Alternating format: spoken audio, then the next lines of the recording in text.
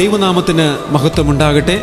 എല്ലാ പ്രിയപ്പെട്ടവർക്കും ഏറ്റവും സന്തോഷകരമായ ഒരു ശബദ ദിവസം ഞാൻ ആശംസിക്കുകയാണ്. ഞാൻ ആൽഫയും ഒമേഗയുമാകുന്നു എന്ന് അരുളി ചെയ്ത കർത്താവായ യേശു ക്രിസ്തു ഇപ്രകാരം നാം കൂടി വരുന്ന സമയത്തൊക്കെയും നമ്മോട് കൂടെയുണ്ട് എന്ന് വാഗ്ദത്തം ചെയ്ത കർത്താവായ യേശു ക്രിസ്തുവിൻ്റെ സന്നിധി മുൻപാകെ ഇന്ന് ഈ ശബദിൻ്റെ പ്രഭാതത്തിൽ, ഈ പുതുവത്സരത്തിൽ വീണ്ടും ഒരിക്കൽ കൂടെ ദൈവത്തെ ആരാധിപ്പാനും ദൈവത്തിൻ്റെ വചനത്തെ ധ്യാനിപ്പാനും ഒരുമിച്ച് ദൈവനാമത്തെ സ്തുതിപ്പാനും അവൻ്റെ വരവിന് വേണ്ടി തയ്യാറെടുക്കുവാനും നമുക്കേവർക്കും ലഭ്യമായ ഈ അവസരത്തെ ഓർത്ത് ഞാൻ ദൈവത്തെ സ്തുതിക്കുകയാണ്. ഞങ്ങളെ യൂട്യൂബ് ചാനലിലൂടെ കാണുന്ന എല്ലാ പ്രിയപ്പെട്ടവർക്കും ഞാൻ സ്നേഹവന്ദനങ്ങളെ അറിയിക്കുകയാണ്. നമ്മുടെ സ്വദേശത്തും വിദേശത്തുമായിട്ട് ആയിരക്കണക്കിന് പേർ ഈ വചന ശുശ്രൂഷകളെ ഓരോ ശബദിലും ധ്യാനിക്കുന്നതിനെ ഓർത്ത് ഞാൻ ദൈവത്തെ സ്തുതിക്കുകയാണ്. ലോക്ക്ഡൗൺ കാലത്ത് ഇപ്രകാരം ഒരു വലിയ നന്മ ദൈവം നമുക്ക് ചെയ്യുവാൻ തക്കവണ്ണം ഇടയായതുകൊണ്ട് ഞാൻ ദൈവത്തെ സ്തുതിക്കുന്നു. അനവധി പേർക്ക് അവരുടെ ഭവനങ്ങളിൽ അനവധി ശുശ്രൂഷകന്മാരിലൂടെ വചനങ്ങളെ കേൾക്കുവാൻ, പഠിക്കുവാൻ ഈ ഒരു ലോക്ക്ഡൗൺ കാലഘട്ടം വലിയൊരു നന്മ ചെയ്തു എന്ന് പൂർണ്ണമായും ഞാൻ വിശ്വസിക്കുകയാണ്, ചിന്തിക്കുകയാണ്. ഈ നാളുകളിൽ ഞങ്ങളുടെ ചാനലിലൂടെ അനവധിയായ വചന ശുശ്രൂഷകൾ കേൾക്കുവാൻ, ആ വചന ശുശ്രൂഷകളാൽ അനുഗ്രഹിക്കപ്പെടുവാൻ, അനവധിയായ സത്യങ്ങളെ പഠിക്കുവാൻ പരിശുദ്ധനായ ദൈവം നമ്മെ ഓരോരുത്തരെയും സഹായിച്ചതിനെ ഓർത്ത് ഞാൻ ദൈവത്തെ സ്തുതിക്കുന്നു. എല്ലാവർക്കും ഒരിക്കൽ കൂടെ സകലവിധമായ ശബദിൻ്റെ നന്മകളും നേർന്നുകൊണ്ട് നമുക്ക് ഏറ്റവും അനുഗ്രഹത്തോടെ, പ്രാർത്ഥനയോടെ ഇന്നത്തെ വചനധ്യാനത്തിലേക്ക് പ്രവേശിക്കാം.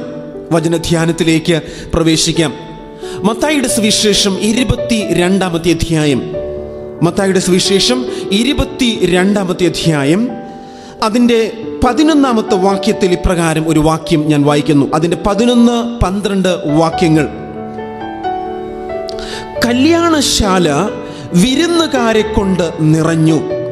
വിരുന്നുകാരെ നോക്കുവാൻ രാജാവ് അകത്തു വന്നപ്പോൾ കല്യാണ വസ്ത്രം ധരിക്കാത്ത ഒരു മനുഷ്യനെ അവിടെ കണ്ടു. സ്നേഹിത, നീ കല്യാണ വസ്ത്രം ഇല്ലാതെ ഇവിടെ അകത്തു വന്നത് എങ്ങനെ എന്ന് ചോദിച്ചു. എന്നാൽ അവന് വാക്ക് മുട്ടിപ്പോയി. നമുക്കൊരു നിമിഷം നമ്മുടെ കണ്ണുകളെ അടച്ച് പ്രാർത്ഥിക്കാം. ഞങ്ങൾ ഏറ്റവും അതിവാത്സല്യമായി സ്നേഹിക്കുന്ന ഞങ്ങളുടെ ദൈവമേ, സ്വർഗീയ പിതാവേ, ഈ വിശുദ്ധ ശബദിൽ, ഈ പുതുവത്സരത്തിൽ ദൈവത്തിൻ്റെ വചനത്തെ ധ്യാനിക്കുവാൻ, ഈ വചനത്തിലെ മർമ്മങ്ങളെ മനസ്സിലാക്കുവാൻ, ഈ വചനത്തിന് അനുസൃതമായി കാര്യാദികളെ ഗ്രഹിച്ച് അവിടുത്തെ വരവിന് വേണ്ടി തയ്യാറെടുപ്പ് നടത്തുവാൻ അവിടുന്ന് ഞങ്ങളെ ഓരോരുത്തരെയും സഹായിക്കുമാറാകണമേ. കർത്താവേ, വചനം ധ്യാനിക്കുന്ന പ്രിയപ്പെട്ട മക്കൾ അവിടുത്തേത്, ധ്യാനിക്കപ്പെടുന്ന വചനം അവിടുത്താൽ എഴുതപ്പെട്ടത്, കർത്താവെ ശുശ്രൂഷിക്കുന്ന ദാസനും അവിടുത്തേത് എന്ന് അടിയൻ മനസ്സിലാക്കുന്നു. കർത്താവ്, ഞങ്ങളുടെ ശുശ്രൂഷയെ അനുഗ്രഹിക്കണം, ഞങ്ങളുടെ കുറവുകളെ ക്ഷമിക്കണം, പാപങ്ങളെ ക്ഷമിക്കണം, അവിടുത്തെ കൃപയാൽ ഞങ്ങളെ മറയ്ക്കണം. പരിശുദ്ധാത്മാവിൽ ഞങ്ങൾ നിറഞ്ഞ് ഈ വചനത്തെ ധ്യാനിക്കുവാൻ ഇന്ന് പകൽക്കാലം അവിടുന്ന് ഞങ്ങളുടെ മേൽ കൃപ ചെയ്യണമേ. പ്രാർത്ഥന കേട്ടതുകൊണ്ട് സ്തോത്രം. യേശുവിൻ്റെ നാമത്തിൽ ഞങ്ങൾ പ്രാർത്ഥിക്കുന്നു. പിതാവേ, കേൾക്കുമാറാകണമേ. ആമേൻ, ആമേൻ.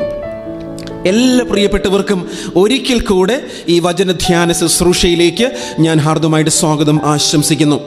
ലൂക്കോസിന്റെ പുസ്തകം 13-ാമത്തെ അധ്യായത്തിൽ വളരെ ചിന്തനീയമായ ഒരു വേദഭാഗം കർത്താവായ യേശു ക്രിസ്തു നമ്മോട് പങ്കുവയ്ക്കുവാൻ തക്കവണ്ണം ഇടയായി. ആ ഭാഗം വായിച്ച് മനസ്സിലാക്കിക്കൊണ്ട് വേഗത്തിൽ നാം ആമുഖമായി വായിക്കുവാനിടയായ ഉപമയിലൂടെ സഞ്ചരിക്കുവാൻ തക്കവണ്ണം കടന്നു പോവുകയാണ്. വളരെ പ്രാധാന്യമർഹിക്കുന്ന, വളരെ പ്രത്യേകതകളുള്ള ഒരു ഉപമയെക്കുറിച്ചാണ് ഇന്ന് പകൽക്കാലം നാം വചനത്തിലൂടെ ചിന്തിക്കുവാൻ തക്കവണ്ണം കടന്നു പോകുന്നത്. നാം ഓരോരുത്തരും ഈ ഉപമയുടെ പഠനത്തിലൂടെ തീർച്ചയായും അനുഗ്രഹിക്കപ്പെടും എന്ന് ഞാൻ പൂർണ്ണമായി വിശ്വസിക്കുകയാണ്. പ്രാർത്ഥനയോടെ ഈ ഒരു ശുശ്രൂഷയിലേക്ക് നമുക്ക് ഏവർക്കും പ്രവേശിക്കാം. ലൂക്കോസിന്റെ പുസ്തകം 13-ാമത്തെ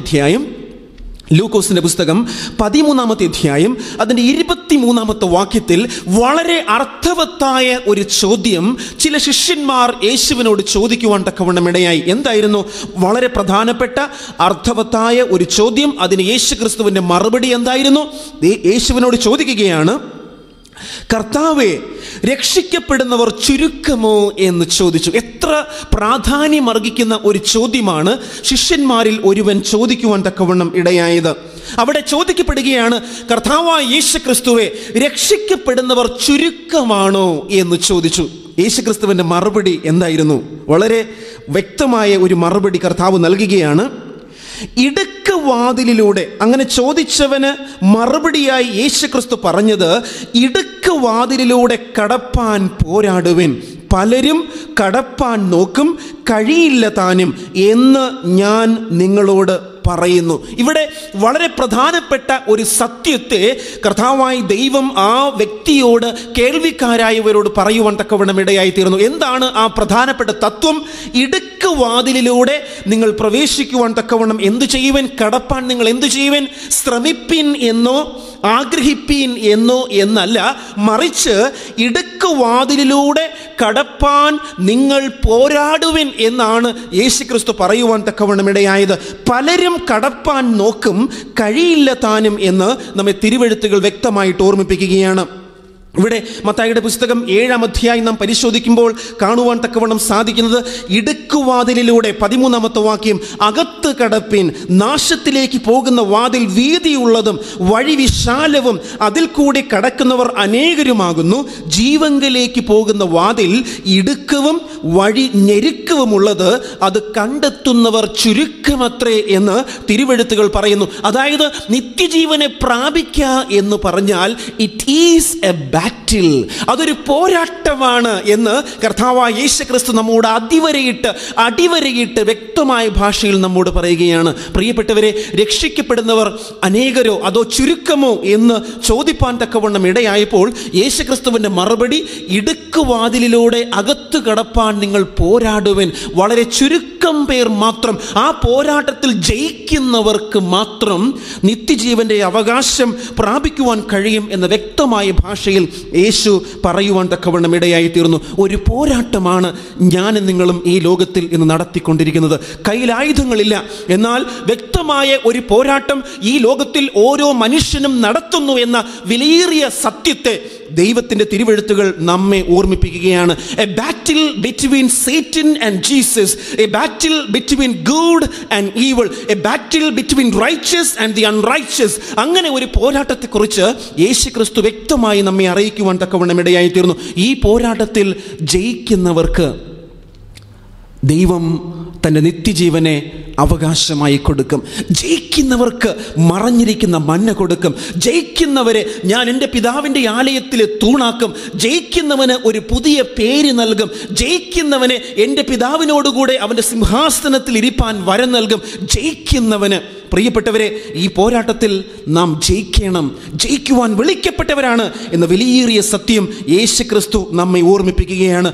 ആയതിനാൽ ലോകമെമ്പാടും ഈ വലിയ പോരാട്ടത്തിൽ ഏർപ്പെട്ടിരിക്കുന്ന ഓരോ പ്രിയപ്പെട്ട ദൈവജനത്തോടും കർത്താവായ യേശുക്രിസ്തു പറയുന്നു, ഇടുക്കുവാതിലിലൂടെ പ്രവേശിക്കുവാൻ നിങ്ങൾ പോരാടുവിൻ. ഈ പോരാട്ടത്തിൽ നിങ്ങൾ ഏകരല്ല.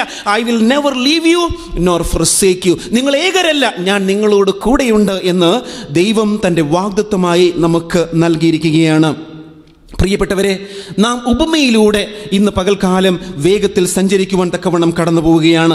വളരെ പ്രധാനപ്പെട്ട ഒരു ഉപമയാണ് വിവാഹ വസ്ത്രം ഇല്ലാതെ അകത്ത് പ്രവേശിക്കുവാൻ തക്കവണ്ണം ഇടയായ വ്യക്തിയെക്കുറിച്ച് നമ്മെ പഠിപ്പിക്കുവാൻ തക്കവണ്ണം ഇടയായ മത്തായിയുടെ പുസ്തകം 22 1 മുതൽ 14 വരെയുള്ള വേദഭാഗത്തിൽ കാണപ്പെടുന്ന ആ ഉപമ.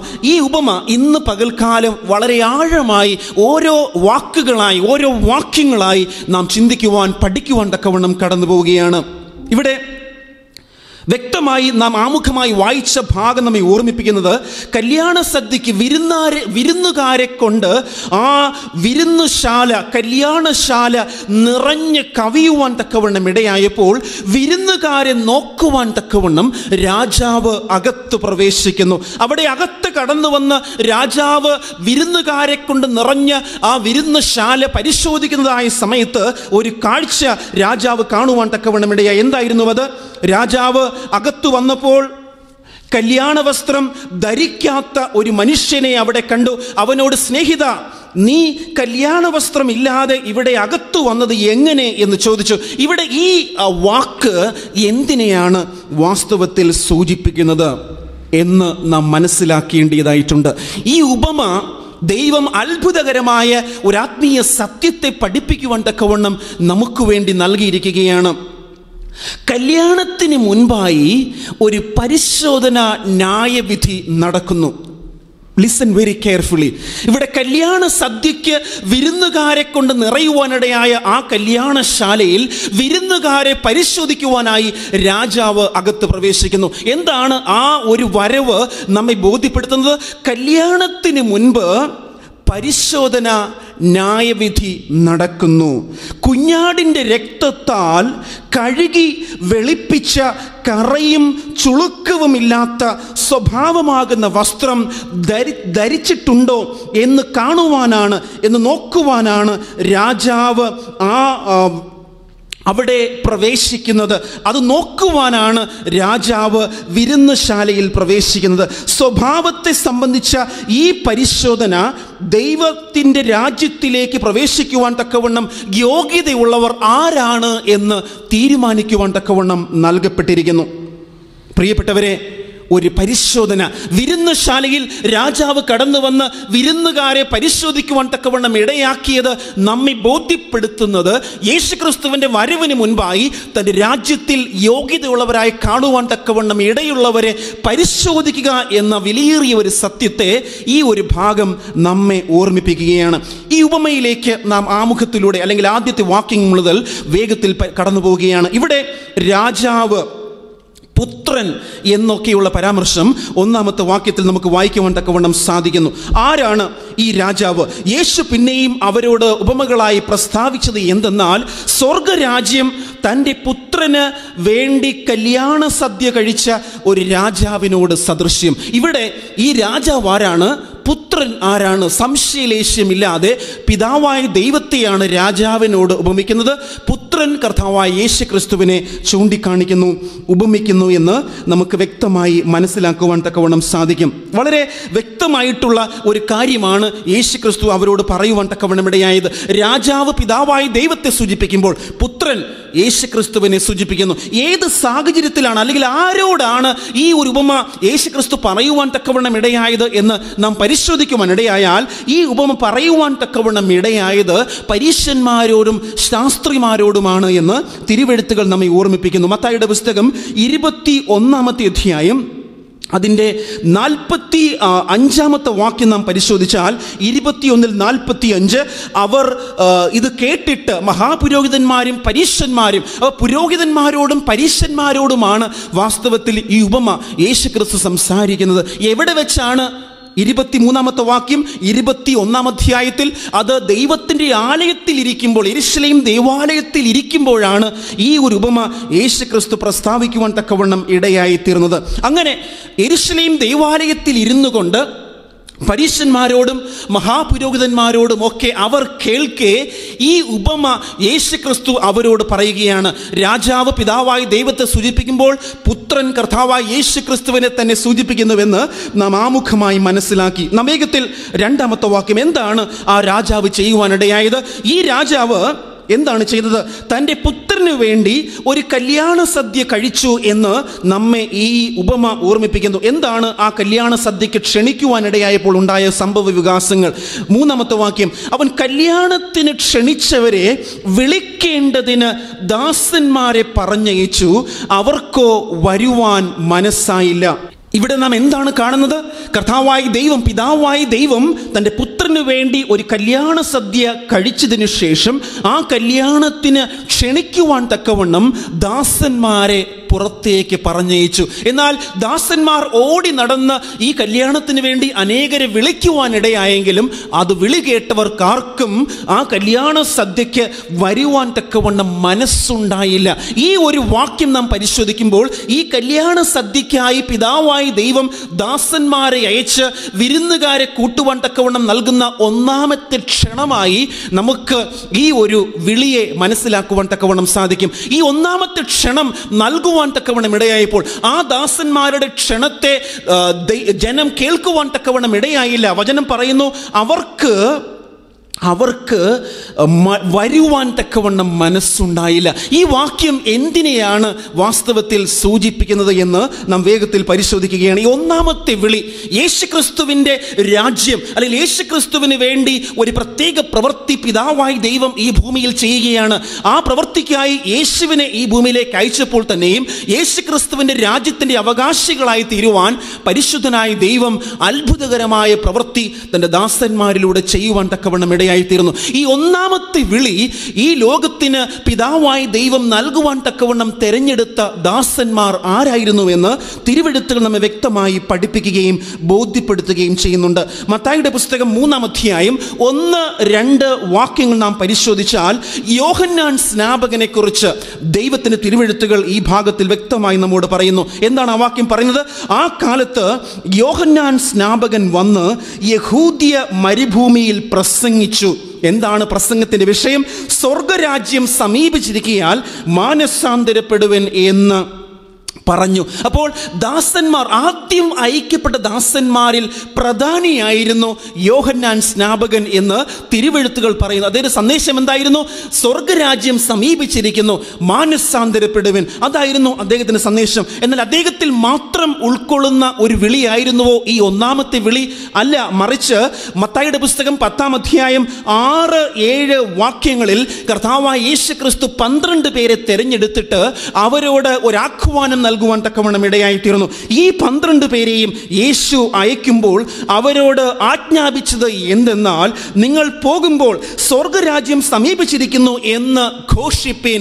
അവരുടെയും പ്രസംഗ വിഷയം സ്വർഗരാജ്യം സമീപിച്ചിരിക്കുന്നു, സ്വർഗരാജ്യം സമീപിച്ചിരിക്കുന്നു, മാനസാന്തരപ്പെടുവൻ. അതായിരുന്നു യോഹന്നാൻ സ്നാപകന്റെയും 12 അപ്പോസ്തലന്മാരുടെയും പ്രധാനപ്പെട്ട ദൗത്യം. അവരിൽ മാത്രം അവിടെ തീരുന്നില്ല. വീണ്ടും ലൂക്കോസിന്റെ പുസ്തകം 10-ാം അധ്യായം 1-ാമത്തെ വാക്യം പരിശോധിക്കുമ്പോൾ അവിടെ കാണുന്നത്, അനന്തരം യേശുക്രിസ്തു വേറെ 70 പേരെ നിയമിച്ചു.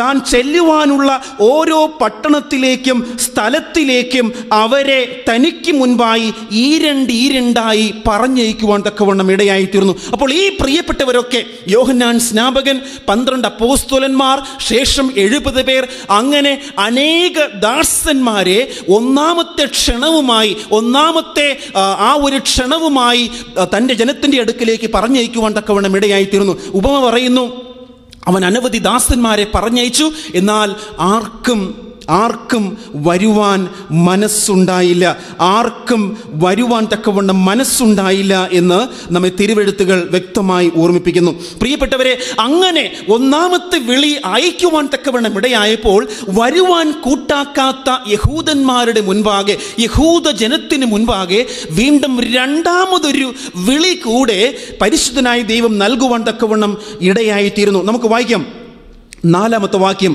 ആദ്യത്തെ വിളിയിൽ അവർ ദാസന്മാരെ പറഞ്ഞയച്ചു, അവർക്കോ വരുവാൻ മനസ്സിലായില്ല.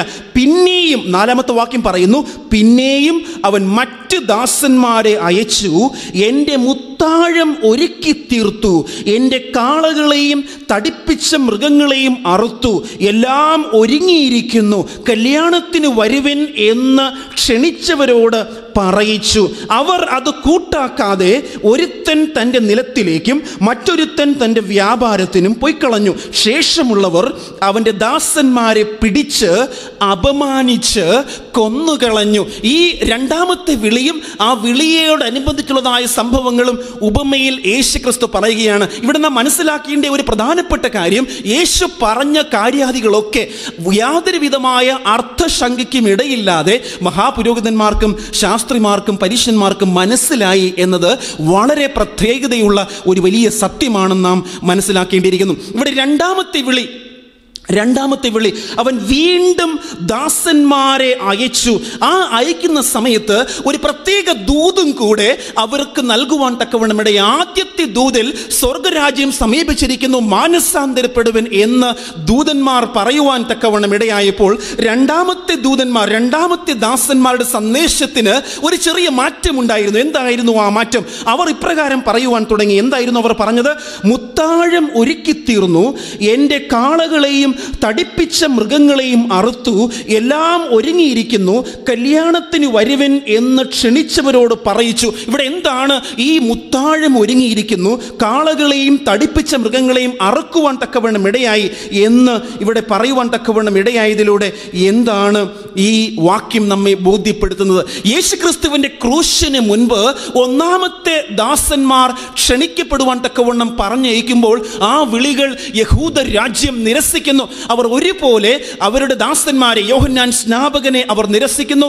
അപ്പോസ്തലന്മാരായ 12 പേരെയും അവർ നിരസിക്കുന്നു. പിന്നീട് 70 പേരെ പറഞ്ഞയക്കുവാൻ തക്കവണ്ണം ഇടയായപ്പോഴും അവർ ദൈവത്തിന്റെ ആ ദൂത് ആഹ്വാനം കേൾക്കുവാൻ മനസ്സ് വയ്ക്കാതെ അവരെ തിരസ്കരിക്കുന്നു.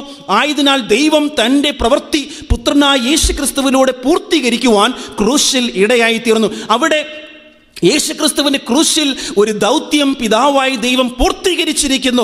ആ യേശുക്രിസ്തുവിന്റെ ക്രൂശ് മരണത്തെ ഈ വാക്യം ഉപമയിലൂടെ നമ്മെ ബോധ്യപ്പെടുത്തുകയാണ്. കാളകൾ അറുക്കപ്പെട്ടിരിക്കുന്നു, തടിപ്പിച്ച മൃഗങ്ങളെയും അറുത്തു. എൻ്റെ കാളകളെയും തടിപ്പിച്ച മൃഗങ്ങളെയും അറുത്തു, എല്ലാം ഒരുങ്ങിയിരിക്കുന്നു എന്ന പരാമർശം യേശുക്രിസ്തുവിന്റെ ക്രൂശിനെ ചൂണ്ടിക്കാണിക്കുന്നതാണെന്ന് നമുക്ക് വ്യക്തമായി മനസ്സിലാക്കുവാൻ തക്കവണ്ണം സാധിക്കും. ക്രൂശിന് ശേഷം അതിശക്തമായ ഒരു സുവിശേഷ ഘോഷണം ആദ്യം യഹൂദന്മാരിലേക്ക് ദൈവം നൽകുവാൻ തക്കവണ്ണം ഇടയാക്കി തീർത്തു എന്ന് നമ്മെ തിരുവെഴുത്തുകൾ വ്യക്തമായി ഓർമ്മിപ്പിക്കുന്നു. ഇവിടെ ക്രിസ്തുവിൻ്റെ ഉപമകൾ എന്ന പുസ്തകത്തിൽ ദൈവത്തിൻ്റെ തിരുവെഴുത്തുകൾ ഇപ്രകാരം പറയുകയാണ്: ക്ഷണിക്കപ്പെട്ടവർക്ക് വേണ്ടി അത്താഴം ഒരുക്കിയിരിക്കുന്നതായി ഈ ഉപമ പ്രസ്താവിക്കുന്നു. ക്രിസ്തുവിൻ്റെ ശിഷ്യന്മാരാണ് സദ്യയ്ക്കുള്ള ക്ഷണം വിളംബരം ചെയ്തത്. നമ്മുടെ കർത്താവ് ആദ്യം 12 പേരെയും പിന്നെ 70 പേരെയും അയച്ച് സ്വർഗരാജ്യം സമീപിച്ചിരിക്കുന്നുവെന്നും മാനസാന്തരപ്പെട്ട് സുവിശേഷത്തിൽ വിശ്വസിപ്പീൻ എന്നും പ്രഖ്യാപിച്ചു. ക്രിസ്തുവിൻ്റെ ക്രൂശിന് ശേഷം യഹൂദ രാഷ്ട്രത്തോട് അറിയിച്ച് ദൂത് ഇതായിരുന്നു. ഇവിടെ തടിപ്പിച്ച കാളകളെ അറുത്തു എന്നൊക്കെ പറയുവാൻ ഇടയായത് യേശുക്രിസ്തുവിന്റെ ക്രൂശിനെ ചൂണ്ടിക്കാട്ടിയായിരുന്നു. ആ ഒരു വലിയ ദൂത് അതിശക്തമായി രണ്ടാമത്തെ വിളിയായി അവിടെ അവർക്ക് നൽകുവാൻ തക്കവണ്ണം ഇടയായി തീർന്നു. എന്നാൽ എന്താണ് അവർക്ക് സംഭവിക്കുവാൻ തക്കവണ്ണം ഇടയായി തീർന്നത്? യഹൂദന്മാർ ദൈവത്തിൻ്റെ അത്ഭുതകരമായ ആ ക്ഷണത്തെ നിരസിക്കുവാൻ, തിരസ്കരിക്കുവാൻ ഇടയായി തീർന്നു. യഹൂദന്മാർ ദൈവത്തിൻ്റെ ദാസന്മാരെ സ്വീകരിക്കുവാൻ തക്കവണ്ണം കൂട്ടാക്കിയില്ല. അവരെന്താണ് ചെയ്തത്? ഇതാ മുത്താഴം ഒരുക്കിയിരിക്കുന്നു, കാളകളും അറുക്കപ്പെട്ടിരിക്കുന്നു, കല്യാണത്തിന് വരുവൻ എന്ന് പറയുവാൻ തക്കവണ്ണമിടയായ ദൈവത്തിൻ്റെ ദാസന്മാരെ ക്രൂശിന് ശേഷം അതിശക്തമായി ക്രൂശിനെ കുറിച്ചും യേശുക്രിസ്തുവിന്റെ ത്യാഗത്തെക്കുറിച്ചും യഹൂദന്മാരോട് പ്രസംഗിക്കുവാൻ തക്കവണ്ണമിടയായ ദൈവത്തിന്റെ ദാസന്മാരെ വചനം പറയുന്ന പ്രകാരം എന്താണ് ചെയ്തത്? അവരെന്ത് ചെയ്തു? യഹൂദന്മാരൊക്കെയും പലവിധമായ ഒഴികഴിവുകൾ പറയുവാൻ തുടങ്ങി. ഓ, ഞങ്ങൾ വ്യാപാരം ചെയ്യുവാൻ തക്കവണ്ണം പോകുന്നു, ഞങ്ങൾക്ക് സമയമില്ല എന്നൊക്കെ പറഞ്ഞ് ആ ദാസന്മാരെ ക്രൂശിന് ശേഷം വ്യക്തമായ ഭാഷയിൽ യേശുക്രിസ്തു തൻ്റെ ദാസന്മാരിലൂടെ തന്നിലേക്ക് അവരെ മടക്കി വരുത്തുവാൻ തക്കവണ്ണം ആഹ്വാനം നൽകിയെങ്കിലും യഹൂദന്മാർ വ്യക്തമായി യേശുക്രിസ്തുവിൻ്റെ ആ ക്ഷണത്തെ തിരസ്കരിക്കുക മാത്രമല്ല, വചനം പറയുകയാണ് അവരെന്ത് ചെയ്തു? അനേകരും അവരവരുടെ സ്വന്തം കാര്യങ്ങൾക്കായി നിലത്തിലേക്കും അവരുടെ വ്യാപാരത്തിലേക്കും ഒക്കെ പോയി കളഞ്ഞു. ശേഷമുള്ളവരോ ആ സന്ദേശവുമായി കടന്നു വന്ന ദൈവത്തിൻ്റെ ദാസന്മാരെ പിടിച്ച് അപമാനിച്ച് കൊന്നുകളഞ്ഞു എന്ന് 6-ാമത്തെ വാക്യം അടിവരയിട്ട് പ്രസ്താവിക്കുന്നു.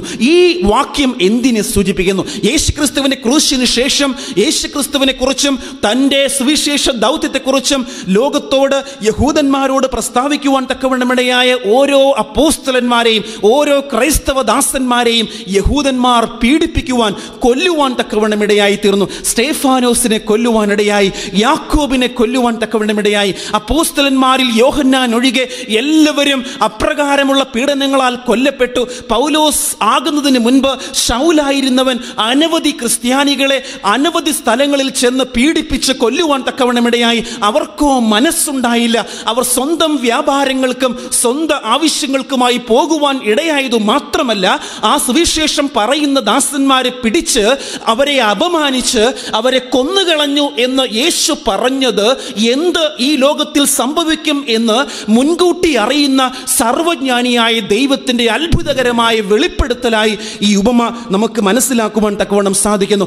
ആയിരക്കണക്കിന് ക്രിസ്തീയ ദാസന്മാരെ യേശുക്രിസ്തുവിൻ്റെ ക്രൂശിന് ശേഷം പീഡിപ്പിച്ച് കൊല്ലുവാൻ തക്കവണ്ണം ഇടയായിത്തീർന്നു എന്ന് നമ്മെ തിരുവെഴുത്തുകൾ വ്യക്തമായി ഓർമ്മിപ്പിക്കുകയാണ്. അവിടെ മൂന്നാമത്തെ ക്ഷണത്തിന് മുൻപായി ഒരു പ്രത്യേക സംഭവം അവിടെ നടക്കുന്നു എന്ന് നമ്മെ തിരുവെഴുത്തുകൾ പഠിപ്പിക്കുന്നു. രണ്ടാമത്തെ ദാസന്മാരെ അയച്ചപ്പോൾ യഹൂദന്മാരൊക്കെയും അവരെ അപമാനിച്ചു, അവരെ കൊന്നുകളഞ്ഞു, അവരെ അംഗീകരിക്കുവാൻ കൂട്ടാക്കിയില്ല എന്ന് രാജാവായ ദൈവം കാണുവാനിടയായപ്പോൾ 7-ാമത്തെ വാക്യം പറയുന്നു, രാജാവ് കോപിച്ചു, സൈന്യങ്ങളെ അയച്ച് ആ കുലപാതകന്മാരെ മുടിച്ച് അവരുടെ പട്ടണം ചുട്ടുകളഞ്ഞു. എന്താണ് ആ വാക്യം പറയുന്നത്? യേശുക്രിസ്തു പറയുകയാണ്, ഓ രാജാവ് അത് കണ്ടിട്ട് കോപിച്ചിട്ട് സൈന്യങ്ങളെ അയച്ച് ആ കുലപാതകന്മാരെ മുടിച്ച് അവരുടെ പട്ടണം ചുട്ടുകളഞ്ഞു. ആരെക്കുറിച്ചാണ് ഈ വാക്യം ഉദ്ധരിക്കുന്നത്? യഹൂദന്മാരുടെ രാജ്യം, യെരുശലേം നഗരം. ആ യെരുശലേം എന്ന നഗരത്തിലെ ദൈവത്തിൻ്റെ ജനം ദൈവത്തിൻ്റെ ദാസന്മാരെ തിരസ്കരിക്കുകയും അവരെ അപമാനിക്കുകയും അവരെ പീഡിപ്പിച്ച് കൊല്ലുകയും ഒക്കെ ചെയ്യുവാൻ തക്കവണ്ണം ഇടയായ കാഴ്ച പിതാവായ ദൈവത്തിന് ഹൃദയഭേദകമായിരുന്നു. തന്നെ കൊണ്ട് ചെയ്യാവുന്നതൊക്കെ ചെയ്തിട്ടും ഇവർ തന്നെ അംഗീകരിക്കുവാൻ കൂട്ടാക്കുന്നില്ല, തൻ്റെ ദാസന്മാരെ കൊല്ലുവാനിടയായി, അവരെ നശിപ്പിക്കുവാനിടയായി എന്ന് കണ്ട ദൈവം കോപിച്ച് സൈന്യങ്ങളെ അയച്ച് ആ കുലപാതകന്മാരെ നശിപ്പിക്കുകയും അവരെ മുടിച്ച് അവരുടെ പട്ടണം ചുട്ടുകളയുകയും ചെയ്തു.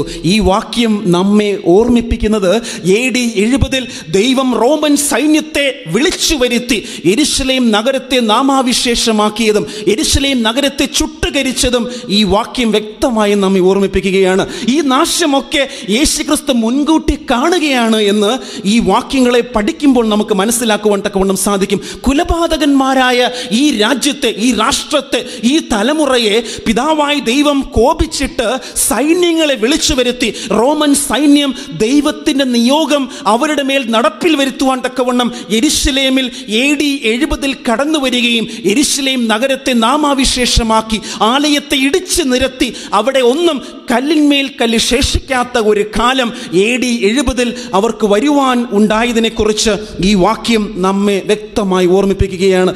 ആയതിനാൽ പ്രിയപ്പെട്ടവരെ, ഈ ഉപമ ഒരു ചരിത്രം നമ്മെ പഠിപ്പിക്കുകയാണ്. പടിപടിയായി this parable is revealing A history. ഒരു ചരിത്രം ഈ ഉപമ നമ്മെ ബോധ്യപ്പെടുത്തുകയാണ്. അങ്ങനെ ചുട്ടുകളഞ്ഞു. അപ്പോൾ എന്താണ് സംഭവിച്ചത്? അങ്ങനെ യെരുശലേം നഗരം ദൈവം ചുട്ടുകളയുവാൻ റോമൻ സൈന്യത്തെ അയച്ച് AD 70 അങ്ങനെ ഒരു പ്രവൃത്തി ചെയ്യുവാൻ തക്കവണ്ണം ഇടയായി. എന്നാൽ ദൈവം അവിടെ അവസാനിപ്പിച്ചോ? ഇല്ല. എന്താണ് ദൈവം ചെയ്തത്? 8-ാമത്തെ വാക്യം പറയുന്നു, പിന്നെ അവൻ ദാസന്മാരോട്, കല്യാണം ഒരുങ്ങിയിരിക്കുന്നു, ക്ഷണിക്കപ്പെട്ടവരോ യോഗ്യരായില്ല. ആകയാൽ വഴിത്തലയ്ക്കൽ ചെന്ന് കാണുന്നവരെ ഒക്കെയും കല്യാണത്തിന് വിളിപ്പീൻ എന്ന് പറഞ്ഞു. ആ ദാസന്മാർ പെരുവഴികളിൽ പോയി കണ്ട ദുഷ്ടന്മാരെയും നല്ലവരെയും എല്ലാം കൂട്ടിക്കൊണ്ടുവന്നു. കല്യാണശാല വിരുന്നുകാരെ കൊണ്ട് നിറഞ്ഞു. കല്യാണശാല വിരുന്നുകാരെ കൊണ്ട് നിറഞ്ഞു എന്ന് നമ്മെ തിരുവെഴുത്ത് പഠിപ്പിക്കുന്നു. അപ്പോൾ ഇവിടെ കാണുന്ന ഈ ക്ഷണം വീണ്ടും ദാസന്മാരെ അയക്കുന്നു. ഇത് 3-ാമത്തെ ദാസന്മാരെ അയക്കൽ പ്രവൃത്തിയാണ്. 1-ാമത്തെ അയക്കൽ യേശുക്രിസ്തുവിൻ്റെ ക്രൂശിന് മുൻപ് യോഹന്നാൻ സ്നാപകനാലും 12 അപ്പോസ്തലന്മാരാലും 70 ശിഷ്യന്മാരാലും ഒക്കെ നിവർത്തിക്കപ്പെട്ടപ്പോൾ യഹൂദന്മാർ അവരെ തള്ളിക്കളഞ്ഞു. വീണ്ടും ക്രൂശിന് ശേഷം ഒരിക്കൽ കൂടെ പരിശുദ്ധാത്മാ അഭിഷേകത്താൽ അപ്പോസ്തലന്മാർ എഴുന്നേൽക്കുകയും അവരോട് ഈ ലോകത്തിൽ യഹൂദന്മാരോട് ദൈവത്തിൻ്റെ വചനം ശുശ്രൂഷിപ്പാൻ തക്കവണ്ണം ഇടയായിത്തീരുകയും ചെയ്തു.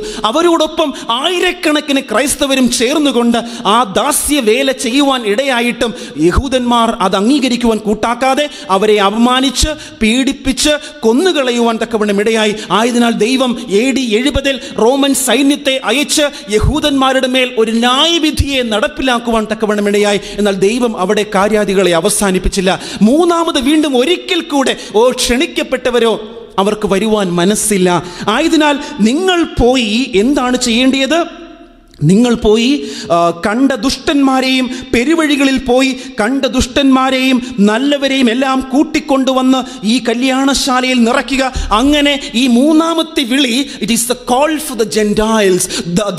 ഈ ലോകത്തിൽ ജാതികൾക്കുള്ള ക്ഷണിക്കപ്പെട്ടവരോ വരുവാൻ മനസ്സുണ്ടായില്ല. ആയതിനാൽ നിങ്ങൾ എല്ലായിടത്തും ഇറങ്ങി പുറപ്പെട്ട് ദുഷ്ടന്മാരെയും നല്ലവരെയും ഒക്കെ നിങ്ങൾ വിളിച്ചു ചേർക്കുക. ഈ മൂന്നാമത്തെ ക്ഷണം ജാതികളുടെ ഇടയിലേക്ക് ദൈവത്തിൻ്റെ ദാസന്മാർ സുവിശേഷവുമായി പോയ ആ ഒരു അത്ഭുതകരമായ പ്രവൃത്തിയെ സൂചിപ്പിക്കുകയാണ്. ഇവിടെ എന്ത് ചെയ്യുന്നു? അങ്ങനെ ദൈവത്തിൻ്റെ അത്ഭുതകരമായ പ്രവൃത്തിയാൽ ആ സമയം മുതൽ യഹൂദന്മാർ ആ ഒരു ക്ഷണത്തെ നിരസിക്കുവാൻ തക്കവണ്ണം ഇടയായപ്പോൾ പരിശുദ്ധനായ ദൈവം നിരാശനാകാതെ തൻ്റെ ദാസന്മാരെ വീണ്ടും എഴുന്നേൽപ്പിച്ച് ലോകത്തുള്ളതായ ജാതികളിലേക്ക് തൻ്റെ വചനവുമായി കടന്നു ചെല്ലുവാൻ തക്കവണ്ണം അവരെ ഇടവരുത്തുമാറാക്കി. ആ ഒരു പ്രവൃത്തി ആ കാലം മുതൽ ഇന്നുവരേക്കും നടന്നുകൊണ്ടിരിക്കുന്നു. ലോകമെമ്പാടും മാനസാന്തരപ്പെടുവൻ, ദൈവരാജ്യം സമീപിച്ചിരിക്കുന്നു, മാനസാന്തരപ്പെടുവൻ, കുഞ്ഞാടിൻ്റെ കല്യാണ സദ്യ കടന്നു വരുവൻ എന്ന ക്ഷണം ലോകമെമ്പാടുമുള്ള എല്ലാ ജാതീയ മനുഷ്യർക്കും പരിശുദ്ധനായ ദൈവം തൻ്റെ ദാസന്മാരിലൂടെ നൽകിക്കൊണ്ടിരിക്കുന്നു. ഈ ദാസന്മാർക്ക് കൊടുത്ത ഈ സുവിശേഷ ദൂതുകൾ നിമിത്തം വിരുന്നുശാല നിറയുവാൻ തക്കവണ്ണം ഇടയായിത്തീർന്നു. യേശുക്രിസ്തുവിൻ്റെ വരവിന് മുൻപായി സംഭവിക്കേണ്ടിയ മഹത്വകരമായ ഒരു ശുശ്രൂഷയെക്കുറിച്ച് ഈ ഉപമയുടെ അവസാന ഭാഗം നമ്മെ ബോധ്യപ്പെടുത്തുകയാണ്. അങ്ങനെ കഴിഞ്ഞ 2000 വർഷങ്ങളായി ഈ മൂന്നാമത്തെ വിളിയും ആ വിളിയോട് അനുബന്ധമായ പ്രവൃത്തികളും ഈ ലോകത്തിൽ വ്യാപകമായി നടക്കുകയാണ്. ലക്ഷക്കണക്കിന് കോടിക്കണക്കിന് പേർ യേശുക്രിസ്തുവിൻ്റെ ദാസന്മാരുടെ ക്ഷണം സ്വീകരിച്ച് ജാതികളിൽ നിന്നും അനേകർ യേശുവിനെ സ്വീകരിക്കുവാൻ തക്കവണ്ണം ഇടയായിത്തീർന്നു. അങ്ങനെ ആ ക്ഷണിക്കപ്പെട്ടവരൊക്കെയും വിരുന്നുശാലയിൽ കല്യാണത്തിന് വന്നുകൂടുവാൻ തക്കവണ്ണം ഇടയായി. അങ്ങനെ ഉപമ പറയുന്നു, കല്യാണശാല വിരുന്നുകാരെ കൊണ്ട് നിറയുവാൻ തക്കവണ്ണം ഇടയായിത്തീർന്നു. അങ്ങനെ നാം വായിച്ച ആ ആമുഖവാക്യം അപ്പോഴാണ് പറയുന്നത്, വിരുന്നുകാരെ കൊണ്ട് കല്യാണശാല നിറയുവാനിടയായപ്പോൾ രാജാവ് അകത്ത് കടന്നു വന്ന് കല്യാണ വസ്ത്രം ധരിക്കാത്ത ഒരു മനുഷ്യനെ അവിടെ കാണുവാൻ തക്കവണ്ണം ഇടയായി. പ്രിയപ്പെട്ടവരെ, ഈ ഭാഗമാണ് വളരെ പ്രധാനപ്പെട്ടത് എന്ന് ഞാൻ നിങ്ങളെ ഓർമ്മിപ്പിക്കുകയാണ്. കാരണം ഈ ഒരു വാക്യം വരെ ഓരോ വാക്കുകളായി നാം പരിശോധിച്ച് അതിൻ്റെ ആത്മീയ അർത്ഥ തലങ്ങളെക്കുറിച്ച് മനസ്സിലാക്കുവാൻ നാം ഇടയായിത്തീർന്നു.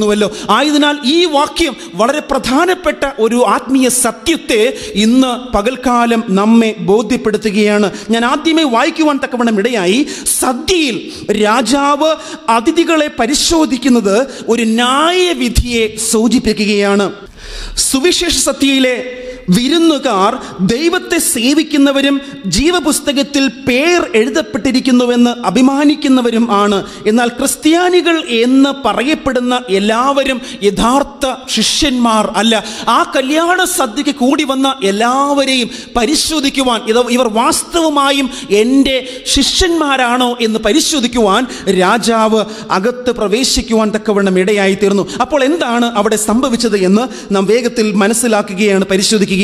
പ്രിയപ്പെട്ടവരെ, ഈ ഒരു പരിശോധന വാസ്തവമായും നടക്കുന്നു എന്ന് ഈ ഉപമ നമ്മെ വ്യക്തമായി ഓർമ്മിപ്പിക്കുകയാണ്. ഇവിടെ ഈ ഒരു പരിശോധന എപ്പോഴാണ് സംഭവിക്കുന്നത് എന്നത് നാം മനസ്സിലാക്കേണ്ടത് വളരെ പ്രധാനപ്പെട്ട ഒരു കാര്യമാണ്. എപ്പോഴാണ് ഈ പരിശോധന നടക്കുവാൻ തക്കവണ്ണം ഇടയായിത്തീരുന്നത്? വെളിപ്പാടിൻ്റെ പുസ്തകം 22-ാമത്തെ അധ്യായത്തിൽ, വെളിപ്പാടിൻ്റെ പ്രവചനം 22-ാമത്തെ അധ്യായം അതിൻ്റെ 12-ാമത്തെ വാക്യത്തിൽ ദൈവത്തിൻ്റെ വചനം പറയുന്നത്, ഇതാ ഞാൻ വേഗം വരുന്നു, ഓരോരുത്തന് അവനവൻ്റെ പ്രവൃത്തിക്ക് തക്കവണ്ണം കൊടുപ്പാൻ പ്രതിഫലം എൻ്റെ പക്കൽ ഉണ്ട്. യേശുക്രിസ്തുവിൻ്റെ വരവിൻ്റെ സമയത്ത് യേശുക്രിസ്തു പറയുകയാണ്, ഇതാ ഞാൻ വേഗം വരുന്നു, ഓരോരുത്തനും, ഞാൻ ആ വരുന്ന സമയത്ത് ഓരോരുത്തനും അവനവൻ്റെ പ്രവൃത്തികൾക്കൊത്തവണ്ണം കൊടുക്കുവാൻ തക്കവണ്ണം പ്രതിഫലം എൻ്റെ കയ്യിൽ ഉണ്ടായിരിക്കും. എന്ന് വെച്ചാൽ യേശുക്രിസ്തുവിൻ്റെ വരവിന് മുൻപായി ഓരോരുത്തനും ലഭ്യമാകേണ്ട പ്രതിഫലം എന്തെന്ന് തീരുമാനിക്കപ്പെട്ട കേട്ടിരിക്കും. ഒരുത്തന് നിത്യജീവനാണോ അതോ നിത്യനാശമാണോ പ്രതിഫലമായി നൽകേണ്ടിയത് എന്ന തീരുമാനം യേശുക്രിസ്തുവിൻ്റെ വരവിന് മുൻപായി യേശുക്രിസ്തു എടുത്തിരിക്കും എന്ന് ഈ വാക്യം വ്യക്തമായി നമ്മോട് പറയുന്നു. അതുകൊണ്ടാണ് ഉപമയിൽ യേശു പറഞ്ഞത്, രാജാവ് കല്യാണ സദ്യയ്ക്ക് പ്രവേശിക്കുവാൻ തക്കവണ്ണം ഇടയായവരെ പരിശോധിക്കുവാൻ തക്കവണ്ണം അകത്ത് കടന്നു വരികയും അവിടെ കല്യാണ വസ്ത്രമില്ലാത്ത ഒരു മനുഷ്യനെ കാണുവാൻ തക്കവണ്ണം ഇടയാവുകയും ചെയ്യുന്നു. ആയതിനാൽ ഒരു കാര്യം നാം ഉറപ്പിച്ച് മനസ്സിലാക്കുക, ഈ ഒരു പരിശോധന നടക്കുന്നത് യേശുക്രിസ്തുവിൻ്റെ രണ്ടാമത്തെ വരവിന് മുൻപാണ്. അപ്രകാരം യേശുക്രിസ്തുവിൻ്റെ വരവിന് മുൻപായി ഈ പരിശോധന ന്യായവിധി നടക്കുന്നത് കൊണ്ടാണ് യേശുക്രിസ്തു പറഞ്ഞത്, ഓരോരുത്തരും ഇതാ ഞാൻ വേഗം വരുന്നു, ഓരോരുത്തരും അവനവൻ്റെ പ്രവൃത്തികൾക്കൊത്തവണ്ണം കൊടുപ്പാൻ എൻ്റെ പക്കൽ പ്രതിഫലമുണ്ട് എന്ന് യേശു പറയുവാനിടയായത്. യേശുവിൻ്റെ വരവിന് മുൻപായി അപ്രകാരം ഒരു പരിശോധന ഇവരൊക്കെ, ഈ പ്രിയപ്പെട്ടവരൊക്കെ, തന്നിൽ വിശ്വസിക്കുന്നുവെന്ന് ഭൂമിയിൽ അഭിമാനിക്കുന്നവരൊക്കെ വാസ്തവമായും സ്വർഗത്തിൽ വസിപ്പാൻ യോഗ്യരോ എന്ന് പരിശോധിക്കുന്ന ഒരു പരിശോധന ന്യായവിധി സ്വർഗത്തിൽ കർത്താവായ യേശുക്രിസ്തു ചെയ്യുന്നു, അല്ലെങ്കിൽ ചെയ്യും എന്ന് ഈ വേദവാക്യം പരിശോധനയെക്കുറിച്ച് നമ്മെ ബോധ്യപ്പെടുത്തുകയാണ്. ഇനി എവിടെയാണ് ഈ ന്യായവിധി വാസ്തവത്തിൽ നടക്കുന്നത്? വാസ്തവമായും ഈ ന്യായവിധി നടക്കുന്നത് സ്വർഗത്തിലാണ് എന്ന് നമ്മെ തിരുവെഴുത്തുകൾ പഠിപ്പിക്കുന്നു. ദാനിയേൽ പ്രവാചകന്റെ പുസ്തകം 7-ാം അധ്യായത്തിൽ ആ ന്യായവിസ്താര സഭ ഇരുന്നു, പുസ്തകങ്ങൾ തുറന്നു എന്നൊക്കെ ദാനിയേൽ പ്രവാചകന് ദർശനം ലഭിക്കുവാൻ തക്കവണ്ണം ഇടയായി തീർന്നു. ഇവിടെ സ്വർഗത്തിലാണ് കർത്താവായി ദൈവം തൻ്റെ ജനത്തെ പരിശോധിക്കുന്നത്. യേശുക്രിസ്തുവിൻ്റെ വരവിന് മുൻപായി ഈ പരിശോധന സ്വർഗത്തിൽ നടക്കുന്നു. സ്വർഗത്തിൽ കർത്താവായ യേശുക്രിസ്തു തന്നിൽ വിശ്വസിക്കുന്നുവെന്ന് അഭിമാനിക്കുന്ന ഓരോ മനുഷ്യരെയും പരിശോധിക്കുവാൻ തക്കവണ്ണം ഇടയായിത്തീരും എന്ന് നമ്മെ തിരുവെഴുത്തുകൾ വ്യക്തമായി ബോധ്യപ്പെടുത്തുകയാണ്. പ്രിയപ്പെട്ടവരെ, ഇവിടെ നാം മനസ്സിലാക്കേണ്ടിയ പ്രധാനപ്പെട്ട ഭാഗം ക്രിസ്തുവിൻ്റെ ഉപമകൾ എന്ന പുസ്തകം പേജ് നമ്പർ 350 ഇപ്രകാരം പറയുന്നു, ഈ ഭൂമിയിൽ മനുഷ്യർ ജീവനോടെ ഇരിക്കുമ്പോൾ തന്നെ സ്വർഗീയ കോടതിയിൽ പരിശോധന ന്യായവിധി നടക്കുന്നു. തൻ്റെ അനുയായികൾ എന്ന് അവകാശപ്പെടുന്ന എല്ലാവരുടെയും ജീവിതങ്ങൾ ദൈവത്തിൻ്റെ മുൻപിൽ കടന്നു പോകുന്നു. സ്വർഗീയ റെക്കോർഡുകളിൽ രേഖപ്പെടുത്തിയിരിക്കുന്നതിനൊത്തവണ്ണം, തൻ്റെ പ്രവൃത്തികൾക്കൊത്തവണ്ണവും എന്നേക്കുമുള്ള ഒരു വിധി അവിടെ തീരുമാനിക്കപ്പെടും. സ്വർഗീയ റെക്കോർഡുകൾ, ഈ ഭൂമിയിൽ നാം ചെയ്യുന്ന പ്രവൃത്തികൾ എപ്രകാരമെന്ന് രേഖപ്പെടുത്തിയിരിക്കുന്ന സ്വർഗീയ റെക്കോർഡുകൾ പരിശോധിച്ചുകൊണ്ട് അവിടെ നാം ഓരോരുത്തരും നമ്മുടെ സ്വർഗത്തിലെ റെക്കോർഡുകൾക്കനുസൃതമായി ദൈവമുൻപാകെ നിൽക്കുവാൻ തക്കവണ്ണം ഇടവരും. അങ്ങനെ നിൽക്കപ്പെടുന്ന നാം ഓരോരുത്തരും സ്വർഗീയ റെക്കോർഡുകൾക്കനുസൃതമായി പരിശോധിക്കപ്പെടുകയും ഒടുവിൽ നാം ഓരോരുത്തരും സ്വർഗത്തിൽ ദൈവത്തോടൊപ്പം വസിപ്പാൻ യോഗ്യരോ എന്ന് തീർപ്പ് കൽപ്പിക്കുവാൻ തക്കവണ്ണം ഇടയായിത്തീരും എന്ന് നമ്മെ പരിശുദ്ധനായ ദൈവം വ്യക്തമായി ഓർമ്മിപ്പിക്കുകയാണ്. എന്തിനാണ് വാസ്തവത്തിൽ ഇങ്ങനെ ഒരു പരിശോധന? എന്തിനു വേണ്ടിയിട്ടാണ് ഇപ്രകാരം ഒരു പരിശോധന സ്വർഗത്തിലെ ദൈവം ചെയ്യുവാൻ തക്കവണ്ണം ഇടയാകുന്നത്?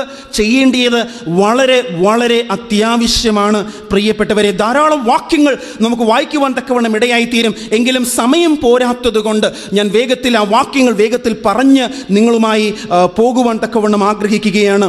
2 കൊരിന്ത്യർ 11-ാം അധ്യായം അതിൻ്റെ 15-ാമത്തെ വാക്യം, എഫീസിയർ 2-ാം അധ്യായം 8 മുതൽ 10 വരെ, തീത്തോസിൻ്റെ പുസ്തകം 2-ാം അധ്യായം 11 മുതൽ 14 വരെ, യാക്കോബിൻ്റെ ലേഖനം 2-ാം അധ്യായം 14 മുതൽ 26 വരെ. ഇതൊക്കെ സൂചിപ്പിക്കുന്നത് ദൈവത്തിൻ്റെ വചനത്താൽ വിളിക്കപ്പെട്ട ഒരു മനുഷ്യൻ ഈ ഭൂമിയിൽ എപ്രകാരം ജീവിക്കും എന്നും ദൈവത്തോടുള്ള അവൻ്റെ ബന്ധം എപ്രകാരമായിരിക്കും എന്നും ഈ തിരുവെഴുത്തുകൾ നമ്മെ വ്യക്തമായി ബോധ്യപ്പെടുത്തുകയാണ്. ഇവിടെ നാം മനസ്സിലാക്കേണ്ടിയ കാര്യം, എന്തിനാണ് ഇപ്രകാരം ഒരു പരിശോധന? എന്തിനായിരുന്നു? നമ്മുടെ യഥാർത്ഥ സ്വഭാവം നാം ചെയ്യുന്ന പ്രവൃത്തികളാൽ വെളിപ്പെടുകയാണ്. ഞാൻ ആരാണ് എന്ന് വാഗൊണ്ടല്ല, മറിച്ച് എൻ്റെ സ്വഭാവം വെളിപ്പെടുത്തുവാൻ തക്കവണ്ണം ഇടയായിത്തീരുകയാണ്. എൻ്റെ സ്വഭാവം വെളിപ്പെടുത്തുവാൻ തക്കവണ്ണം ഇടയായിത്തീരുകയാണ്. നീതി എന്നാൽ നീതിയായത് പ്രവർത്തിക്കുക എന്നതാണ്. തങ്ങളുടെ പ്രവൃത്തികൾക്കനുസരിച്ച് ഓരോരുത്തരും വിധിക്കപ്പെടും. നമ്മുടെ പ്രവൃത്തികൾ തന്നെ നമ്മുടെ സ്വഭാവം വെളിപ്പെടുത്തും. വിശ്വാസം യഥാർത്ഥമായതാണോ എന്ന് നമ്മുടെ പ്രവൃത്തികൾ കാണിക്കുവാൻ തക്കവണ്ണം ഇടയായിത്തീരും. നമ്മുടെ പ്രവൃത്തികൾ കാണിക്കുവാൻ തക്കവണ്ണം ഇടയായിത്തീരും. ഈ അങ്കി അല്ലെങ്കിൽ ഈ വിവാഹ വസ്ത്രം എന്തിനെയാണ് വാസ്തവത്തിൽ സൂചിപ്പിക്കുന്നത്? കല്യാണ സദ്യക്ക് പ്രവേശിക്കുവാൻ തക്കവണ്ണം ഇടയായ എല്ലാവരിലും ഒരു കല്യാണ വസ്ത്രമുണ്ടായിരുന്നു. ഈ വസ്ത്രമില്ലാത്ത ഒരു മനുഷ്യനെയാണ് രാജാവായ ദൈവം പിടിച്ച് പുറത്താക്കുവാൻ തക്കവണ്ണം ഇടയാകുന്നത്. ആയതിനാൽ ഈ കല്യാണ വസ്ത്രം എന്തിനെയാണ് സൂചിപ്പിക്കുന്നത് എന്ന് നാം തിരുവെഴുത്തുകളിലൂടെ മനസ്സിലാക്കേണ്ടത് വളരെ വളരെ അത്യാവശ്യമാണ്.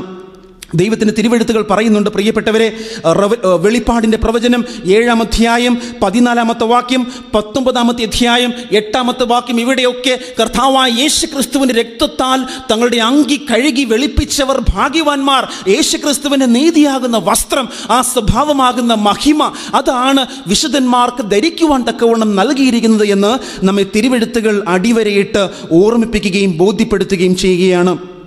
ഇവിടെ ക്രിസ്തുവിൻ്റെ അനുയായികൾക്ക് ഉണ്ടായിരിക്കേണ്ടിയ പരിശുദ്ധവും കളങ്കരഹിതവുമായ സ്വഭാവത്തെ ഉപമയിലെ ഈ കല്യാണ വസ്ത്രം പ്രതിപാദിച്ചിരിക്കുന്നു. സ്വന്തം രക്ഷിതാവായി യേശുക്രിസ്തുവിനെ സ്വീകരിക്കുന്ന എല്ലാവർക്കും തൻ്റെ കുറ്റമില്ലാത്ത സ്വഭാവമെന്ന സ്വന്തം നീതി വിശ്വാസത്താൽ ലഭ്യമാകുന്നു. സ്വർഗീയ തറയിൽ നെയ്തെടുത്തിരിക്കുന്ന വെള്ളയുടുപ്പിൽ മനുഷ്യനിർമ്മിതമായ ഒരു നൂല് പോലുമില്ല. മനുഷ്യത്വം പൂണ്ട ക്രിസ്തു പൂർണ്ണതയുള്ള സ്വഭാവം രൂപപ്പെടുത്തുകയും ഈ സ്വഭാവം നമ്മുടേതായി നൽകുവാൻ തക്കവണ്ണം കൃപ ചെയ്യുകയും ചെയ്യുവാൻ തക്കവണ്ണം ഇടയായിത്തീർന്നു. ഇവിടെ ഈ കല്യാണ വസ്ത്രം ധരിക്കുക എന്ന് പറഞ്ഞാൽ എന്താണ് അർത്ഥമാക്കുന്നത്? ഈ കല്യാണ വസ്ത്രം യേശുക്രിസ്തുവിൻ്റെ നീതിയെ സൂചിപ്പിക്കുന്നു. ഈ കല്യാണ വസ്ത്രം ആ നീതിയെ നാം പ്രാപിച്ച് യേശുക്രിസ്തുവിന്റെ സ്വഭാവത്തെ പ്രതിഫലിപ്പിക്കുന്നതാകുന്നു. യേശുക്രിസ്തുവിനെ പൂർണ്ണമായും സ്വീകരിച്ച് യേശുക്രിസ്തുവിന് അനുസൃതമായി ജീവിക്കുന്നതാകുന്നു എന്ന് നമ്മെ തിരുവെഴുത്തുകൾ ആഴമായി ബോധ്യപ്പെടുത്തുകയാണ്. ഇവിടെ ഈ കല്യാണ വസ്ത്രം ധരിക്കുക എന്ന് പറഞ്ഞാൽ എന്താണ് അർത്ഥമാക്കുന്നത് എന്ന് നാം തിരുവെഴുത്തുകളിൽ പരിശോധിക്കേണ്ടിയിരിക്കുന്നു. സങ്കീർത്തനങ്ങൾ 119 അതിൻ്റെ 11-ാമത്തെ വാക്യം പറയുന്നു, Thy word have I hid in my heart that I may not sin against thee. അവിടുത്തെ വചനം ഞാൻ എൻ്റെ ഉള്ളിൽ നിറച്ചിരിക്കുകയാൽ ഞാൻ പാപം ചെയ്യുവാൻ തക്കവണ്ണം ഇടയാകുന്നില്ല. Because I have hid thy word in my heart I may not sin against thee. ദൈവത്തിൻ്റെ വചനത്തെ നാം ഉള്ളിൽ ഗ്രഹിച്ചിരിക്കുന്നതിനാൽ, ഉള്ളിൽ നിറച്ചിരിക്കുന്നതിനാൽ പാപത്തെ ചെയ്യാതിരിക്കുവാൻ തക്കവണ്ണം ദൈവത്തിൻ്റെ വചനം നമ്മെ ശക്തീകരിക്കുന്നു, നമ്മെ അതിനായി ബലപ്പെടുത്തുന്നു. അപ്പോൾ കല്യാണ വസ്ത്രം ധരിക്കുക എന്ന് പറഞ്ഞാൽ എന്താണ് അർത്ഥമാക്കുന്നത് എന്ന് നാം പരിശോധിക്കേണ്ടത് വളരെ പ്രധാനപ്പെട്ട ഒരു വസ്തുതയാണ്. എന്താണ് അതിൻ്റെ അർത്ഥം? തൻ്റെ പരിപൂർണ അനുസരണത്തിൽ കൂടെ ദൈവകൽപ്പന പ്രമാണിക്കുവാൻ ഓരോ മനുഷ്യനെയും അവൻ പ്രാപ്തനാക്കിയിരിക്കുന്നു. യേശുക്രിസ്തു നമ്മെ അവനിൽ വസിക്കുമാറാക്കിയതിലൂടെ, നാം യേശുവിൽ വസിക്കുവാൻ തക്കവണ്ണം ഇടവന്നതിലൂടെ നമ്മെ ഒരു കാര്യത്തിൽ പിതാവായ ദൈവം യേശുവിലൂടെ പരിശുദ്ധാത്മാവിലൂടെ പ്രാപ്തരാക്കി തീർത്തിരിക്കുന്നു എന്ന് നമ്മെ തിരുവെഴുത്തുകൾ പറയുന്നു. എന്നെ ശക്തനാക്കുന്നവൻ മുഖാന്തിരം ഞാൻ സകലവും ചെയ്യുവാൻ മതിയായവനാകുന്നു എന്ന് അപ്പോസ്തലനായ പൗലോസ് പരിശുദ്ധാത്മാവിൽ പറയുവാൻ തക്കവണ്ണം ഇടയായതിലൂടെ, യേശുക്രിസ്തു നമ്മിൽ വസിക്കുവാൻ തക്കവണ്ണം ഇടയാകുന്നതിലൂടെ, നാം യേശുവിൽ വസിക്കുവാൻ തക്കവണ്ണം ഇടയാകുന്നതിലൂടെ ഒരു പരിപൂർണമായ അനുസരണത്തിൽ കൂടെ ദൈവകൽപ്പനകൾ പ്രമാണിക്കുവാൻ ഓരോ മനുഷ്യനെയും അവൻ പ്രാപ്തനാക്കിയിരിക്കുന്നു.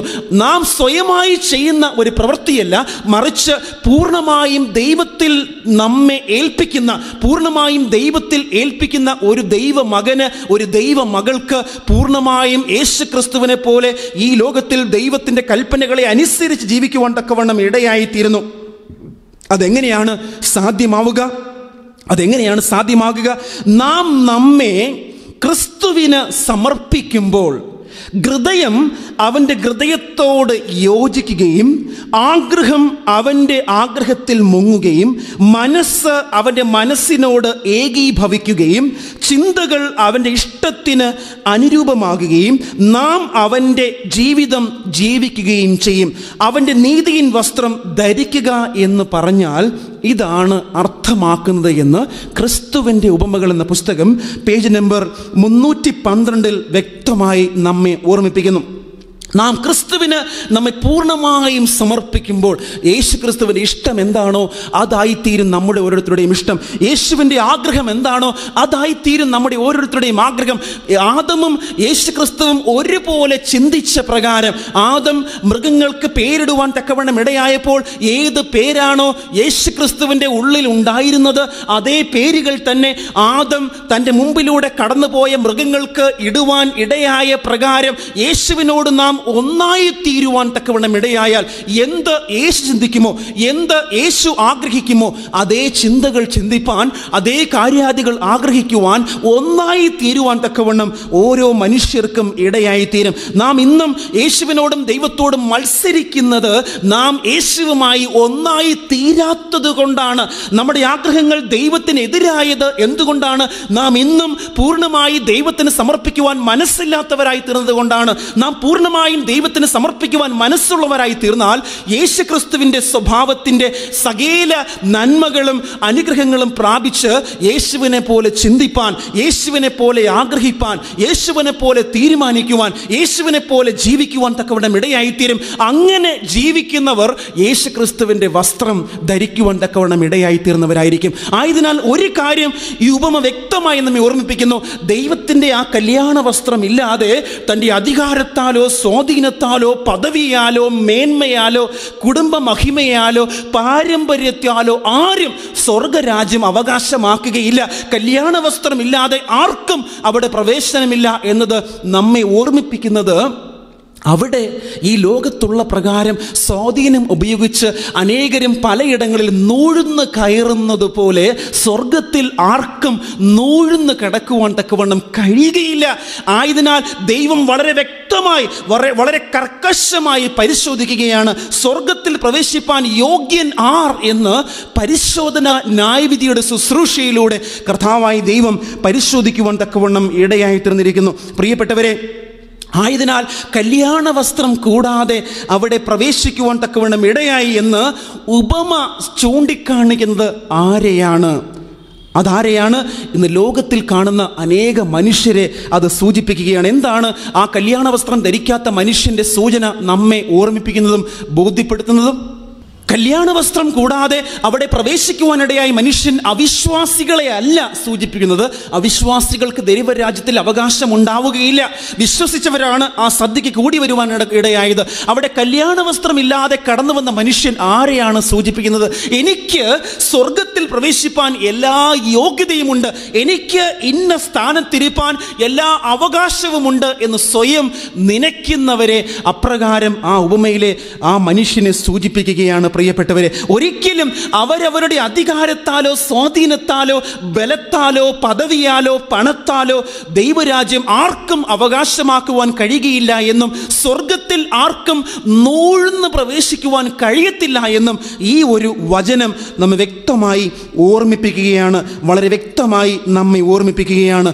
ഞാനും ജയിച്ച് എൻ്റെ പിതാവിനോടുകൂടെ സ്വർഗത്തിൽ ഇരുന്നത് പോലെ, അവൻ്റെ സിംഹാസനത്തിൽ ഇരുന്നത് പോലെ തന്നെ നിങ്ങളും ജയിപ്പീൻ, ഇതൊരു പോരാട്ടമാണ് എന്ന് കർത്താവായ യേശു ക്രിസ്തു പറയുവാൻ തക്കവണ്ണം ഇടയായി തീർന്നു. പ്രിയപ്പെട്ടവരെ, ആയതിനാൽ നൂഴ്ന്ന് കടക്കുവാൻ ആർക്കും കഴിയില്ല. ഒരു നേതാവിനും, ഒരു പ്രമാണിക്കും, ഒരു പണക്കാരനും, ഒരു ജാതീയനും, മറ്റുള്ള ഒരു മനുഷ്യനും അപ്രകാരം ദൈവരാജ്യത്തിൽ നൂഴ്ന്ന് കടക്കുവാൻ കഴിയില്ല. ഓരോ മനുഷ്യനും യേശു ക്രിസ്തുവിൻ്റെ സ്വഭാവമാകുന്ന ആ കല്യാണ വസ്ത്രം ധരിച്ചു മാത്രമേ അതിനകത്ത് പ്രവേശിക്കുവാൻ തക്കവണ്ണം സാധിക്കുകയുള്ളൂ എന്ന് നമ്മെ തിരുവെഴുത്തുകൾ വ്യക്തമായി പഠിപ്പിക്കുകയാണ്. ആ നാളിൽ നമുക്കാർക്കും ഒഴികഴിവുകൾ പറയുവാൻ തക്കവണ്ണം അവസരമുണ്ടാവുകയില്ല. വീണ്ടും ഒരു അവസരം അന്ന് ആ നാളുകളിൽ നമുക്ക് നൽകപ്പെടുകയില്ല. ഇന്ന് അനേകരും അവരുടെ ധനത്തിനു വേണ്ടി, ലൗകികമായ താല്പര്യങ്ങൾക്ക് വേണ്ടി ദൈവത്തിൻ്റെ രാജ്യത്തെ നിഷേധിക്കുവാൻ തക്കവണ്ണം ഇടയായിത്തീരുന്നു. യഹൂദന്മാർ ദൈവരാജ്യത്തെ തള്ളിക്കളയുവാൻ ഇടയായതുപോലെ ഈ അന്ത്യനാളുകളിലും കർത്താവായ ദൈവത്തിൻ്റെ ദാസന്മാരുടെ ക്ഷണം അനേകർക്ക് ലഭിക്കുന്നുവെങ്കിലും അനേകരും ലോകത്തെ കരുതി, ലോകത്തിലെ ധനത്തെ കരുതി, ലോകത്തിലെ പലവിധമായ സൗഭാഗ്യങ്ങളെ കരുതി അനേകരും ദൈവരാജ്യത്തെ തള്ളിക്കളയുന്നു എന്ന് നമുക്ക് മനസ്സിലാക്കുവാൻ തക്കവണ്ണം സാധിക്കുന്നു. പ്രിയപ്പെട്ടവരെ, ലൂക്കോസിന്റെ പുസ്തകം 21 അധ്യായം 34 വ്യക്തമായി ദൈവം പറയുന്നു, നിങ്ങളുടെ ഹൃദയം അതിഭക്ഷണത്താലും മദ്യപാനത്താലും ഉപജീവന ചിന്തകളാലും ഭാരപ്പെട്ടിട്ട് ആ ദിവസം നിങ്ങൾക്ക് പെട്ടെന്ന് കെണി പോലെ വരാതിരിപ്പാൻ സൂക്ഷിച്ചുകൊള്ളുവേൻ. വേഗത്തിൽ യേശുക്രിസ്തുവിൻ്റെ ആ ക്ഷണം ഈ ലോകത്തിൽ നിന്നും എടുക്കപ്പെടും. ഇന്ന് അത്ഭുതകരമായ ക്ഷണം നമുക്കെല്ലാവർക്കും നൽകിക്കൊണ്ടിരിക്കുകയാണ്. ആയതിനാൽ ദൈവത്തിൻ്റെ ആ ക്ഷണങ്ങളെ മനസ്സിലാക്കിക്കൊണ്ട് ദൈവരാജ്യത്തിൻ്റെ ഓഹരിക്കാരായി അവിടെ നൂഴ്ന്നു കിടക്കുവാൻ കഴിയില്ല എന്ന ഉത്തമമായ ബോധ്യത്തോടും ചിന്തയോടും കൂടെ ദൈവത്തിൻ്റെ ആ കല്യാണ വസ്ത്രം ധരിച്ച് ക്രിസ്തുവിൻ്റെ സ്വഭാവമാകുന്ന അനുഭവത്തിലേക്ക് നിലനിൽക്കുവാൻ നമ്മെ പരിശുദ്ധനായ ദൈവം ഓർമ്മിപ്പിക്കുകയാണ്, ബോധ്യപ്പെടുത്തുകയാണ്. ക്രിസ്തുവിൻ്റെ ഉപമകൾ എന്ന പുസ്തകത്തിൽ പേജ് നമ്പർ 316 മുതൽ 317 വരെയുള്ള ചില ഭാഗങ്ങൾ ഞാൻ വേഗത്തിൽ വായിച്ച് ദൈവത്തിൻ്റെ സന്നിധിയിൽ നമ്മെ തന്നെ സമർപ്പിക്കുവാൻ തക്കവണ്ണം ആഗ്രഹിക്കുകയാണ്. ഇവിടെ പറയുന്നു, പരിശുദ്ധാത്മാവിൻ്റെ പ്രവർത്തനം ഇന്ന് അനേകരിലും അന്യപ്പെട്ടിരിക്കുന്നു.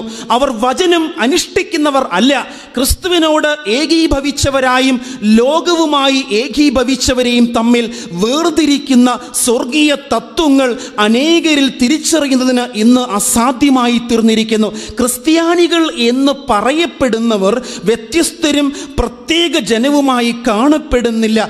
വേർതിരിവിൻ്റെ രേഖ അവിടെ കാണപ്പെടുന്നില്ല. ലോക വഴികൾക്കും ആചാരങ്ങൾക്കും സ്വാർത്ഥതകൾക്കും ജനം അടിമപ്പെട്ടു പോകുന്നു.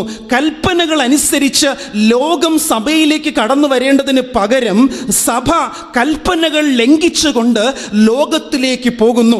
ദിനം തോറും സഭ ലോകത്തിലേക്ക് മാനസാന്തരപ്പെട്ട് നീങ്ങിക്കൊണ്ടിരിക്കുന്നു. ക്രിസ്തുവിൻ്റെ മരണത്താൽ രക്ഷ പ്രാപിക്കണമെന്ന് ഇവരൊക്കെയും പ്രതീക്ഷിക്കുന്നു. പക്ഷേ അവൻ്റെ സ്വയത്യാഗ ജീവിതത്തെ അവർ ഉപേക്ഷിക്കുന്നു. സൗജന്യ കൃപയുടെ ധനത്തെ അവർ അമിതമായി പുകഴ്ത്തുകയും നീതിയുടെ മുഖം മൂടി കൊണ്ടവരെ മൂടുവാൻ ശ്രമിക്കുകയും തങ്ങളുടെ സ്വഭാവ ദൂഷ്യങ്ങളെ മറച്ചു പിടിക്കുകയും ചെയ്യുന്നു. എന്നാൽ ദൈവ ദിവസത്തിൽ അവരുടെ പ്രയത്നങ്ങൾ വ്യഥാവായി തീരും. മനുഷ്യർ താലോലിക്കുന്ന ഒരൊറ്റ പാപം പോലും ക്രിസ്തുവിൻ്റെ നീതി കൊണ്ട് മൂടപ്പെടുകയില്ല. പ്രിയപ്പെട്ടവരെ, നമുക്ക് പാഴാക്കുവാൻ സമയമില്ല. ആ കല്യാണ സദ്യയ്ക്ക് നമുക്കാർക്കും സ്വർഗത്തിൽ നൂഴ്ന്നു കിടക്കുവാൻ തക്കവണ്ണം കഴിയുകയില്ല. യഹൂദന്മാർ ദൈവത്തിൻ്റെ ക്ഷണത്തെ നിരസിച്ച് തള്ളിക്കളയപ്പെട്ടവരായി തീർന്നതുപോലെ നാമും അപ്രകാരം നിലനിൽക്കുവാൻ തക്കവണ്ണം ഇടവരാതിരിക്കേണ്ടതിന് പരിശുദ്ധനായി ദൈവം പറയുകയാണ്, ഞാൻ അകത്ത് വരും, ഞാൻ പരിശോധിക്കും. അങ്ങനെ കടന്നു വന്ന് പരിശോധിക്കുന്ന സമയത്ത് നിങ്ങൾ കുറവുള്ളവരായി കാണുവാൻ തക്കവണ്ണം ഇടയായാൽ, നമ്മെ തൂക്കി നോക്കി നാം കുറവുള്ളവരായി കാണപ്പെടുവാൻ തക്കവണ്ണം ഇടയായാൽ, പ്രിയപ്പെട്ടവരെ, നാം ആരായിരുന്നാലും, എത്ര വലിയ പദവിയിൽ ഇന്ന് നിലനിൽക്കുന്നവരായാലും, എത്ര വലിയ നേതാക്കന്മാരായിരുന്നാലും, ആ പരിശോധനയിൽ, സൂക്ഷ്മമായ ആ പരിശോധനയിൽ ഞാനും നിങ്ങളും കുറവുള്ളവരായി കാണുവാൻ തക്കവണ്ണം ദൈവം മുൻപാകെ ഇടയായാൽ, ആ മനുഷ്യനോട് ദൈവം പറയുവാൻ തക്കവണ്ണം ഇടയായത് എന്തായിരുന്നു? അല്ലയോ സ്നേഹിത, നീ കല്യാണ വസ്ത്രമില്ലാതെ എങ്ങനെ അകത്ത് പ്രവേശിച്ചു എന്ന് ചോദിക്കുകയും അവനെ രാജാവ് ശുശ്രൂഷക്കാരോട് ഇവനെ കൈയും കാലും കെട്ടി ഏറ്റവും പുറത്തുള്ള ഇരുട്ടിൽ തള്ളിക്കളയുവൻ, അവിടെ കരച്ചിലും പല്ലുകടിയും ഉണ്ടാകും എന്ന് പറഞ്ഞു. വിളിക്കപ്പെട്ടവർ അനേകർ, തിരഞ്ഞെടുക്കപ്പെട്ടവരോ ചുരുക്കം. വിളിക്കപ്പെട്ടവർ അനേകർ, തിരഞ്ഞെടുക്കപ്പെട്ടവരോ ചുരുക്കം. വിളിക്കപ്പെട്ടവർ അനേകർ, തിരഞ്ഞെടുക്കപ്പെട്ടവരോ ചുരുക്കം. പ്രിയപ്പെട്ടവരെ, ഒരാത്മീയ സത്യം ഈ ഉപമയിലൂടെ യേശുക്രിസ്തു നമ്മോട് പറയുകയായിരുന്നു. യഹൂദന്മാർ ചെയ്ത അതേ തെറ്റ് ഈ അന്ത്യനാളുകളിൽ നാം ഓരോരുത്തരും ആവർത്തിക്കുകയാണോ? എത്ര മഹത്വത്തോടെ യേശുക്രിസ്തു കൃപയാൽ തൻ്റെ കല്യാണ സദ്യയ്ക്കായി വിളിച്ചു കൊണ്ടിരിക്കുകയാണ്. ഞാനും നിങ്ങളും ലോകത്തെ ഓർത്ത്, ഞാനും നിങ്ങളും ലോകത്തിലെ മഹിമകളെ ഓർത്ത് ആ ക്ഷണത്തെ നിരസിക്കുവാൻ തക്കവണ്ണം ഇടയായാൽ യേശുക്രിസ്തുവിന്റെ സ്വഭാവമാകുന്ന അങ്കിയെ ധരിച്ച് ആ വിരുന്ന് വസ്ത്രത്താൽ പ്രവേശിപ്പാൻ തക്കവണ്ണം ഇടയാകാതെ പോയാൽ നമ്മുടെ നഷ്ടം വിലമതിക്കാനാകാത്ത ഒരു നഷ്ടമായി തീരും. ആയതിനാൽ നമ്മുടെ മുൻപാകെ അധിക കാലം ഇനിയും ബാക്കിയില്ല. യേശുക്രിസ്തുവിന്റെ വരവ് ഏറ്റവും ആസന്നമാകുന്ന ഈ നാളുകളിൽ യേശുക്രിസ്തുവിൻ്റെ ക്ഷണം സ്വീകരിച്ച് ആ കല്യാണ സദ്യയ്ക്ക് പ്രവേശിക്കുവാൻ തക്കവണ്ണം ഭാഗ്യം ലഭിച്ച ദൈവത്തിൻ്റെ വിശുദ്ധന്മാരായിരിക്കാൻ പരിശുദ്ധനായ ദൈവം നമ്മോട് ഓരോരുത്തരോടും ആഹ്വാനം ചെയ്യുകയാണ്. ഞാനും നിങ്ങളും ആ ക്ഷണം സ്വീകരിക്കുമോ? ഞാനും നിങ്ങളും ആ ക്ഷണം സ്വീകരിച്ച് ദൈവരാജ്യത്തിൻ്റെ ഓഹരിക്കാരായി, ദൈവരാജ്യത്തിൻ്റെ അവകാശികളായി, സ്വർഗീയ വസ്ത്രം ധരിച്ച് ആ അത്ഭുതകരമായ മഹിമയിലേക്ക് പ്രവേശിക്കുവാൻ, നിത്യതയോളം യേശുവിനോടൊപ്പം വസിപ്പാൻ തക്കവണ്ണം ഒരു തെരഞ്ഞെടുപ്പ് നടത്തുമോ? തെരഞ്ഞെടുപ്പ് എൻ്റെയും നിങ്ങളുടെയുമാണ്. ഞാനും നിങ്ങളും എന്തായിരിക്കും തിരഞ്ഞെടുക്കുക? ദൈവം നമ്മെ സ്വർഗത്തിൽ കാണുവാൻ തക്കവണ്ണം ആഗ്രഹിക്കുന്നു. ശരിയായ ഒരു തിരഞ്ഞെടുപ്പ് നടത്തുവാൻ തക്കവണ്ണം ഈ ഉപമയുടെ പഠനം നമ്മെ ഇന്ന് പ്രഭാതത്തിൽ, ഇന്ന് പകൽക്കാലം സഹായിക്കട്ടെ. ഒരു ശരിയായ തിരഞ്ഞെടുപ്പ് നടത്തി ദൈവരാജ്യത്തിൻ്റെ ഓഹരിക്കാരായി തീരുവാൻ പരിശുദ്ധനായ ദൈവം നമ്മെ ഓരോരുത്തരെയും ഇടവരുത്തുമാറാകട്ടെ. ആമേൻ, ആമേൻ, ആമേൻ.